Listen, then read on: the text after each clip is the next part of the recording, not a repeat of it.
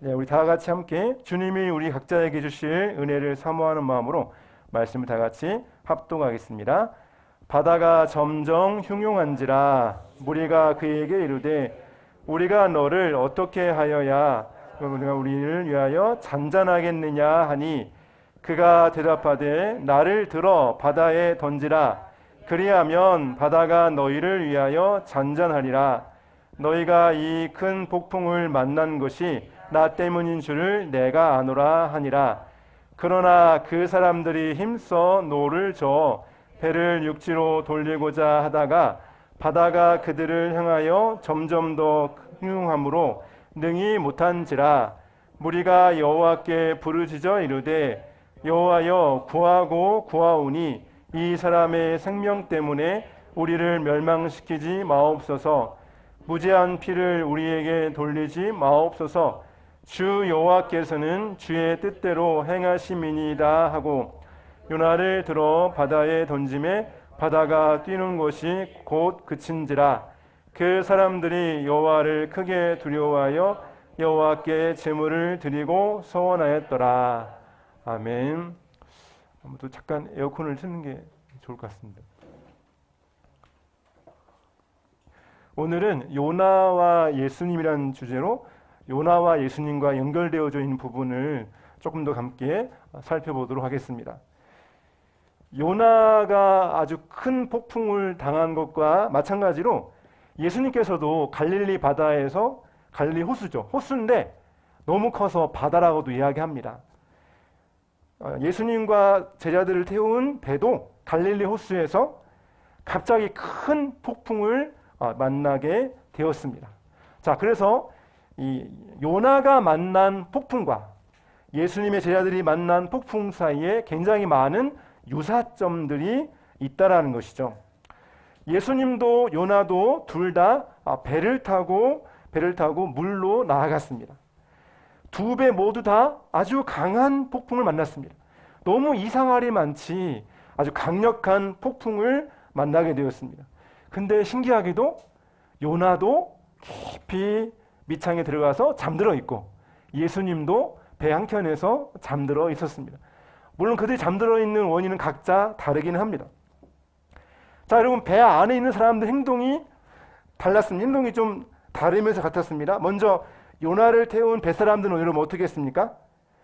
요나를 찾아서 깨웠습니다. 선장에 가서 다 죽게 되었는데 당신은 왜 여기서 자고 있습니까? 깨우면서 당신의 신에게 기도라도 해보시오. 우리가 이렇게 다 죽게 된 게 보이지 않습니까? 예수님의 제자들도 보면 예수님을 깨웁니다. 선생님이여, 우리가 죽게 된 것을 돌보지 아니하십니까? 이렇게 제자들도 예수님을 깨웠습니다. 그래서 이제 요나도 일어나고 예수님도 배에서 이제 일어나게 되었습니다. 결과도 놀랍게 똑같습니다. 바다가, 호수가 아주 잔잔하게 되었습니다. 예수님은 말씀을 선포하심으로 호수가 잔잔하게 되었고 요나는 하나님의 진노를 달래기 위해 바다로 던져졌습니다. 여기에는 좀 달라 보긴 하죠. 예수님은 바다로 던져지신 게 아니었기 때문에. 그러나 사실 예수님은 우리에게 있어서 더 큰 위협, 죽음의 위험, 죽음과 죄와 죽음에서 우리를 건지시기 위해서 하나님의 진노라고 하는 그런 거대한 폭풍 가운데 예수님은 사실 던져지신 것입니다. 뱃사람들도 제자들도 폭풍이 다 잔잔해진 후에 폭풍 때보다 더 놀랐습니다.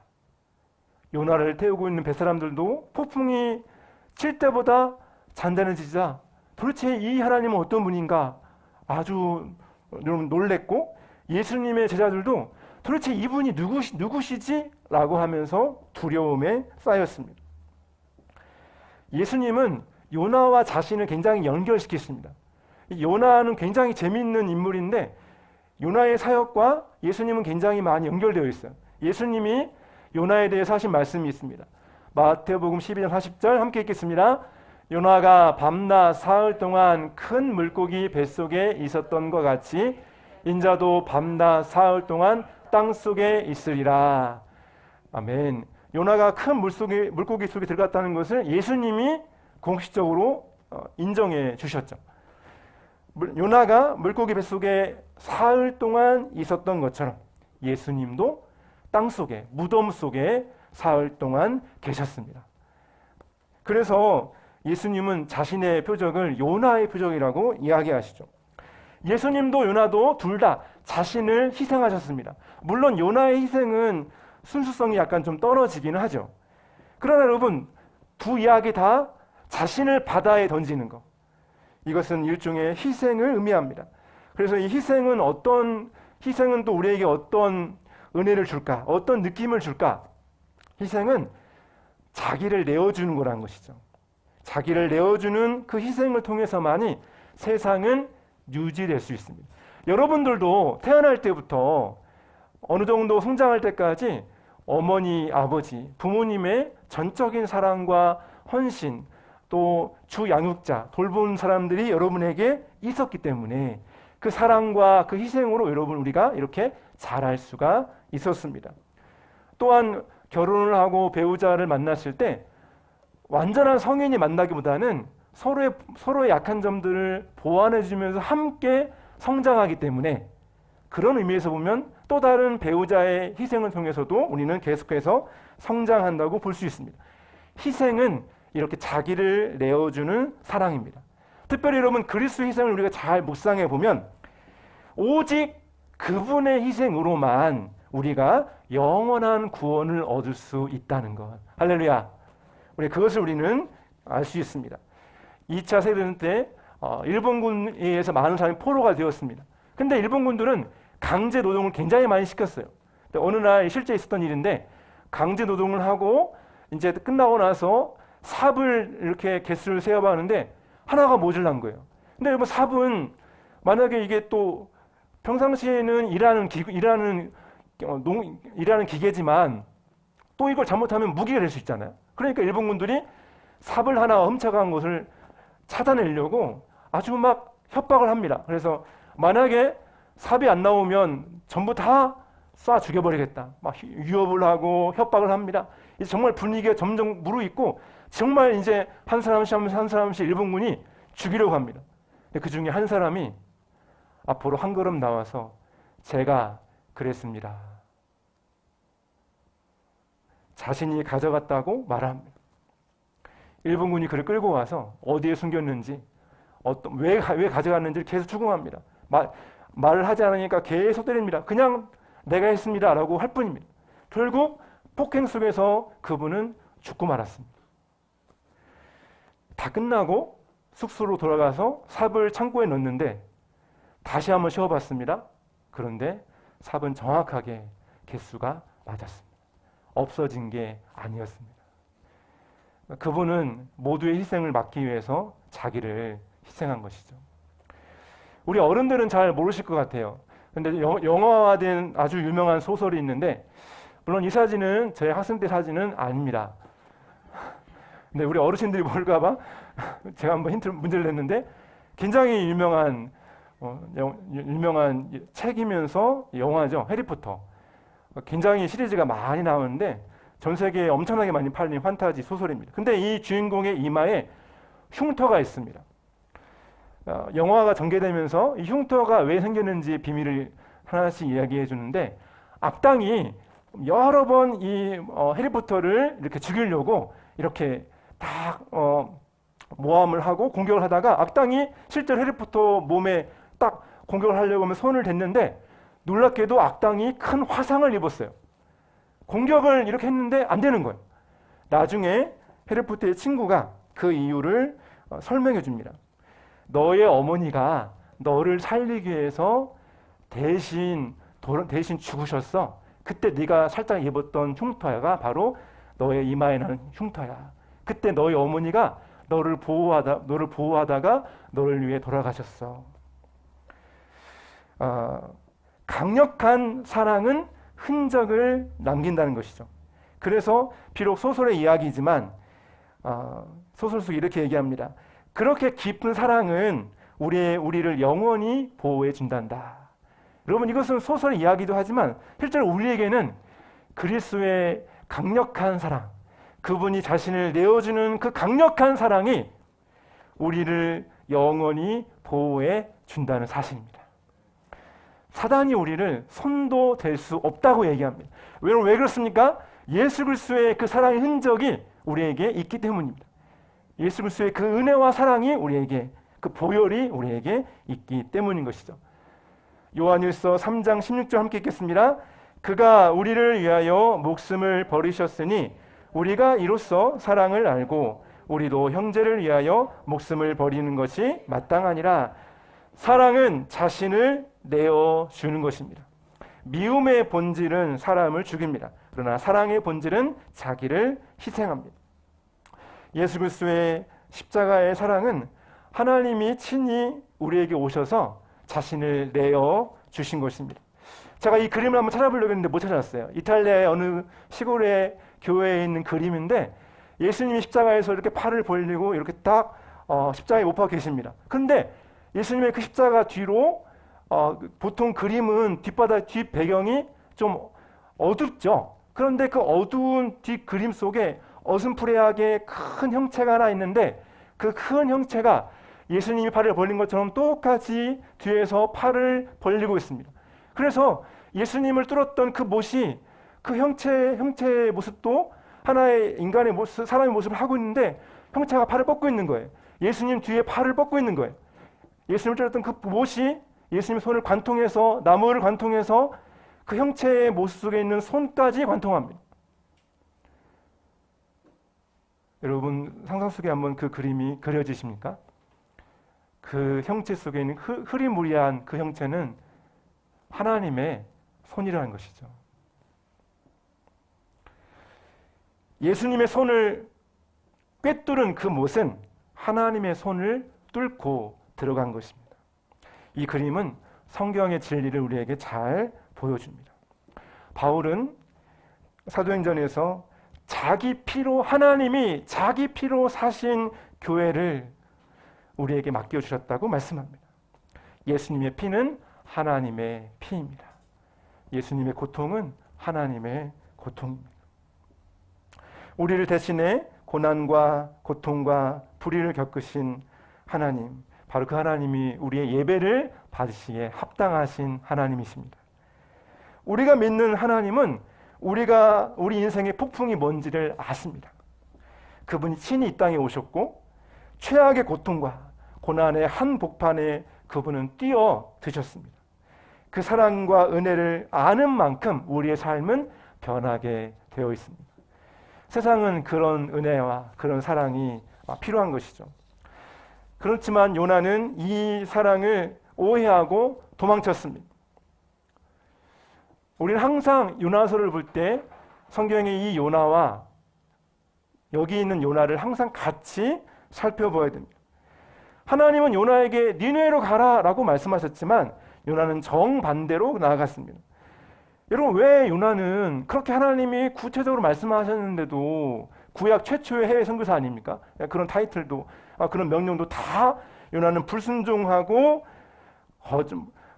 명령을 거스렸을까요?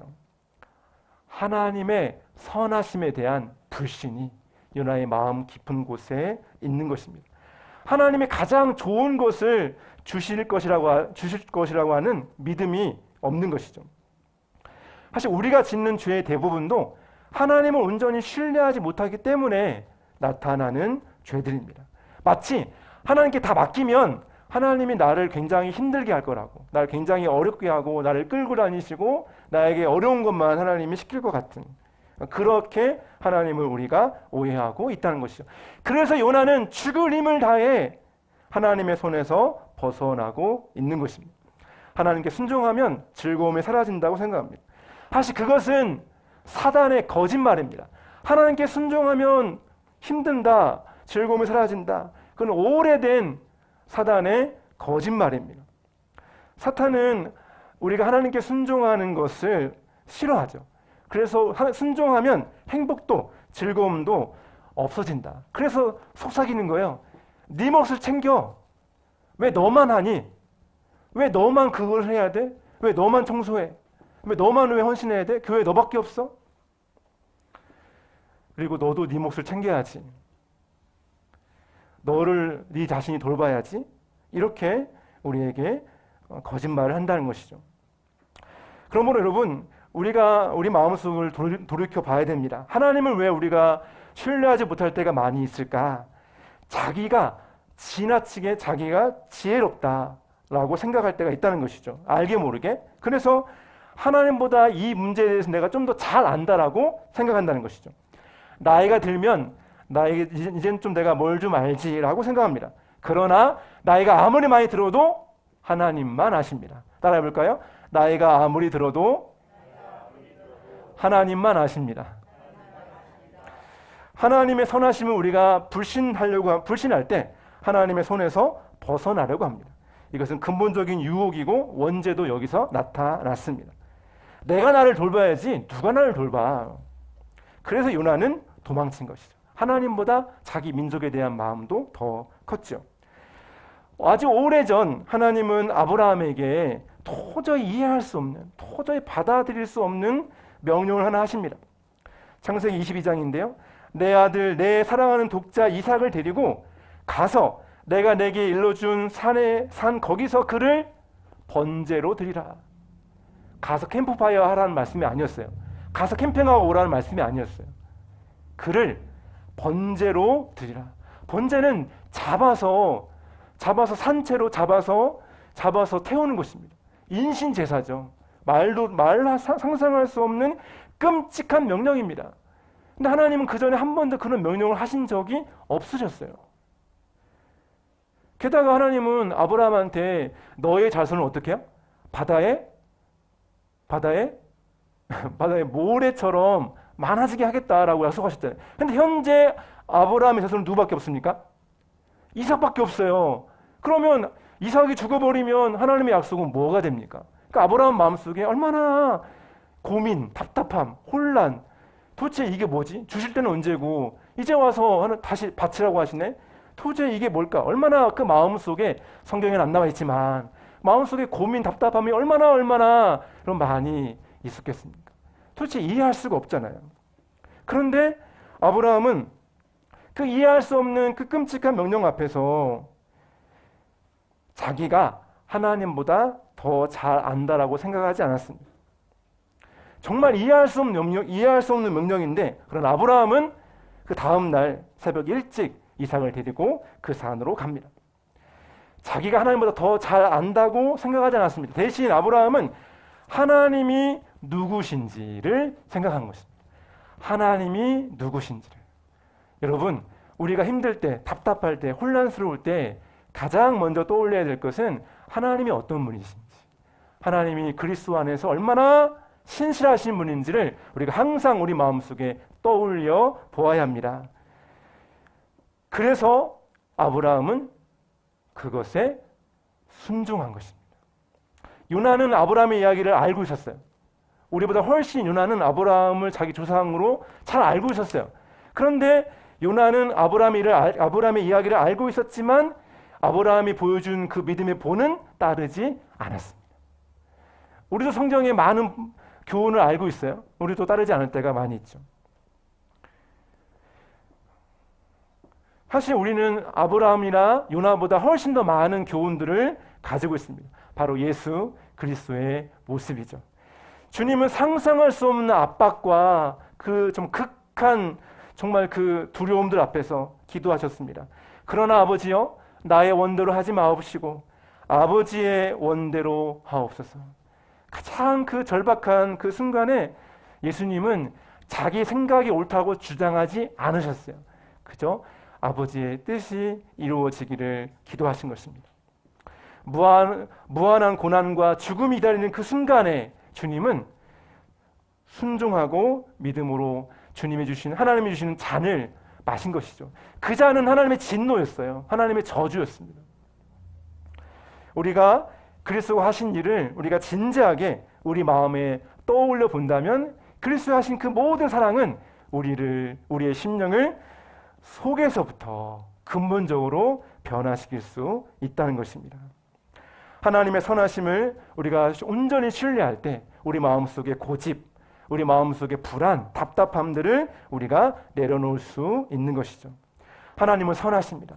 바로 그리스도 예수 안에서 보여주신 그 사랑, 아들을 내어주신 이가 어찌 그 아들과 함께 모든 것을 우리에게 주시지 않으시겠느냐. 사랑하는 성도 여러분, 살아가면서 우리가 이해 안 될 때가 많이 있지 않습니까? 때로는 답답하고 때로는 낙심이 되고 어떻게 나한테 이런 일이 일어날 수 있을까? 여러 가지 우리 속에 답답한 상황, 어려운 일들이 분명히 우리에게 많이 있습니다. 근데 우리가 분명히 신뢰하고 알 수 있는 것은 하나님께서 그리스도 안에서 우리에게 어떤 사랑을 주셨는가.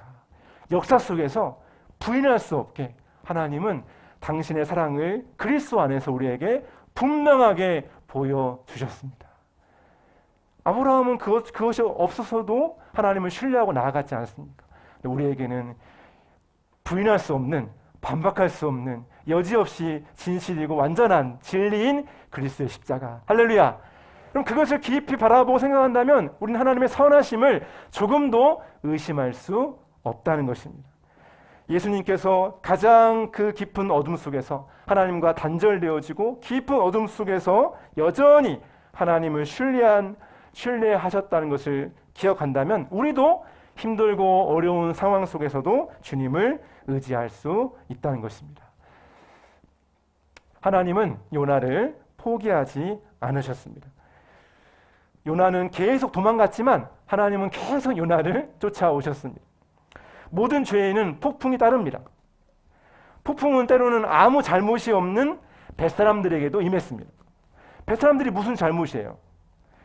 이 세상의 폭풍은요 굉장히 복잡하고 다양합니다. 우리가 자초한 폭풍도 있지만 남이 자초한 폭풍도 있습니다. 그러나 어느 쪽이든 하나님은 그 폭풍 가운데서도 가장 선한 것을 우리에게 주시기를 원하신다는 것입니다. 우리 한번 고백해 볼까요? 어떤 폭풍이든 하나님의 선하신 뜻이 있습니다. 사랑하는 성도 여러분, 믿고 신뢰하시기를 소망합니다. 우리 삶에 어떤 종류의 폭풍이 있든지 하나님은 때로는 그것을 통해서 많이 얻을 수 있는 교훈과 깨달음과 또한 성숙을 우리에게 주신다는 것이죠. 우리를 잘 준비시키셔서 어려움의 때, 위기의 때 하나님이 우리를 그렇게 생명의 강으로 흘러가기를 원하시는 것입니다. 욥이 그 고난을 이겼기 때문에 오고 오는 수많은 시대의 사람들에게 인내를 보여주지 않겠습니까? 제가 언젠가 여러분에게 이 예화를 말씀드린 적이 있는데요. 오늘 말씀하고도 이 부분이 너무 잘 맞아서 한 번 더 말씀드리고 싶어요. 깊은 산 속에 외딴 집이 있습니다. 거기에 아주 사악한 마녀가 살고 있습니다. 이 사악한 마녀는 아주 맛있는 음식과 아주 편안한 침대를 준비해 놓고 그것을 지나가는 나그네를 거기에 초대해서 아주 맛있는 만찬을 먹게 한 다음에 그 푹신한 침대에 자게 합니다. 그래서 나그네가 그 추운 그 고생길에 오다가 그 맛있는 마치 우리 김정성 목사님이 끓여주시는 그 된장국처럼 그 맛있는 그거를 딱 먹고 우리 이민자 교수님이 해주시는 그 밥과 같은 그 맛있는 밥을 먹고 침대에 딱 누웠는데 시몬스 침대보다 100만 배 정도 편안한 너무 편안한 침대에 누우니까 어떻게 돼요? 잠이 쏙 오는 거죠. 그래가지고 잠을 자버리면 이 잠이 아주 영원한 사망의 잠이 되고 아침이 되면 완전히 아주 돌로 변해버리는 거예요. 사실 이 사악한 마녀의 취미는 인간으로 만든 동상 모으는 게 취미예요. 저기 뒷마당, 그러니까 막 지금까지 갔던 나그네들이 다 돌로 변한 그 석상들이 수십 개가 그 창고에 쌓여 있는 거예요. 아주 악독한 취미죠. 근데 이 마녀가 나이가 드니까 힘이 없었어요. 그래서 여자 하녀를 한 명 고용을 해서 이렇게 자기 하던 일을 시켰습니다. 여자 하녀는 몇 번을 보니까 이 마녀가 어떤 일을 하는구나 다 알고 있죠. 근데 이 여자 하녀는 마음이 너무너무 착해요. 그래서 하나 둘 석상으로 변하는 사람들을 보면 너무 마음이 아파요. 어느 날 정말 멋있는 청년이 그곳을 오게 됐습니다. 이 하인은 그 볼 때 너무 우리 김동진 간사처럼 이렇게 정말 멋있는 청년이었어요. 그래서 근데 하녀는 알고 있죠. 여기 와서 먹고 자면 안 되는데. 근데 이 청년 역시 너무 피곤하고 지치니까 오늘 와가지고 그 사악한 마녀가 맛있는 만찬을 딱 해주니까 너무 그것을 맛있게 다 먹고 피곤해 지쳐 있는데 게스트룸에 가니까 너무 편안한 침대가 다 있는 거예요. 그래서 누우니까 얼마나 편하겠습니까? 근데 눕기 전에 그 하녀가 너무 사실 마음이 안타까운 거예요. 이 청년을 살리고 싶은데 방법이 없어요. 그래서 눕기 전에 침대 위에다가 그 솔방울, 돌멩이, 막 가시 이런 걸 막 잔뜩 밑에 깔아놨어요. 그래서 딱 누웠는데 갑자기 여기가 갑자기 가지고 결리고 뭐야 돌멩이 다 빼고 무슨 침대에다 무슨 돌멩이를 집어넣었어. 이렇게 빼고 누우면 또 하녀가 와서 또 한쪽에다 돌멩이를 집어넣는 거예요. 자꾸 이쪽 뒤척이면 또 여기 뭐 돌멩이가 있고 이쪽 뒤척이면 또 뭐가 또 있고 자꾸 그러다가 계속 뒤척이다가 결국은 잠을 다 못 이루고 새벽에 너무 지치고 피곤한 몸으로 눈을 떴습니다. 하녀가 나와서 잘 주무셨습니까? 그러니까 불평을 막 하면서 아니 이게 뭐 하는 겁니까? 하면서 도대체 이거 무슨 손님이 왔는데 침대를 이렇게 돌멩이가 있고 이렇게 해가지고 나 잠을 못 잤어요 이렇게 하면서 짜증과 정말 한숨 섞인 목소리를 딱 불만을 딱 얘기하면서 여행길을 떠나게 되었습니다. 소녀의 마음속에 이렇게 얘기합니다. 당신이 느낀 불편함은 편안한 침대에 빠졌을 때의 비참함에 비하면 아무것도 아닙니다. 사실 우리는 이 땅에서 좀 더 편안하고 싶어요. 좀 더 우리가 안락하고 싶고 좀 더 나의 만족, 좀 더 많은 나의 유익을 누리고 싶어 합니다. 그러나 사단은 이 땅 가운데 우리가 그렇게 우리 속에서 편안한 것들을 계속 주어서 우리로 하여금 안락과 평안함에 빠져서 하나님을 잊어버리도록, 하나님께 나아가지 않도록, 기도하지 않도록, 하나님을 의지하지 않도록, 하나님을 잊어버리도록 그냥 일주일에 한 번 겨우 생각날까 말까? 여러분, 사단은 사망의 잠을 우리에게 재우려고 합니다. 그래서 우리 주님은 끊임없이 우리를 깨우시는 거예요. 끊임없이 우리를 깨우십니다. 우리 삶 속에서 여러 가지의 어려움들, 여러 가지의 시험들이 우리에게 옵니다. 그러나 그것을 여러분, 주님이 우리를 계속해서 깨우신다.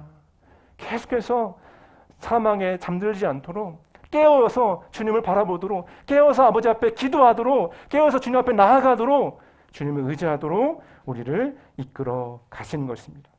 사랑하는 성도 여러분, 삶에 어떠한 폭풍이 온다 할지라도 두려워하지 마시기 바랍니다. 우리가 만나는 폭풍 그 가장 중심에 하나님의 사랑이 있습니다. 정말 가장 무서운 폭풍, 절대 피할 수 없는 폭풍은 하나님이 죄인에게 부으시는, 죄와 사망에 대해서 부으시는 진노의 폭풍입니다. 그러나 그것은 우리에게 올 일이 없습니다. 오직 예수 그리스도께서 그 모든 진노와 사망의 폭풍을 예수님이 홀로 다 감당하셨습니다. 이제 여러분 마지막 말씀 함께 읽겠습니다. 너희에게 새로운 마음을 주고 너희 속에 새로운 영을 넣어주며 너희 몸에서 돌같이 굳은 마음을 없애고 살처럼 부드러운 마음을 주리라. 선하신 우리 하나님을 신뢰합니다. 다 깨닫지 못해도 그 하나님의 선하심을, 하나님의 우리를 영원히 사랑하심을 여러분 항상 기억하시기를 소망합니다. 이제 여러분 설교를 마무리하면서 여러분 각자가 한번 우리가 이 마지막 물음에 응답해 보기를 원합니다. 선하신 하나님, 완전하신 하나님의 주권을 여러분 신뢰한다면 우리는 어떻게 할 수 있습니까? 믿고 의지할 수 있습니다. 믿고 기도할 수 있습니다. 믿고 사랑할 수 있습니다. 믿고 순종할 수 있습니다. 두 글자에 매이지 마십시오. 믿고 따라갈 수 있습니다. 믿고 평안할 수 있습니다. 믿고 확신할 수 있습니다. 그 하나님을 온전히 신뢰하고 의지하시기를 간절히 소망합니다. 다 표현 못해도 찬송들이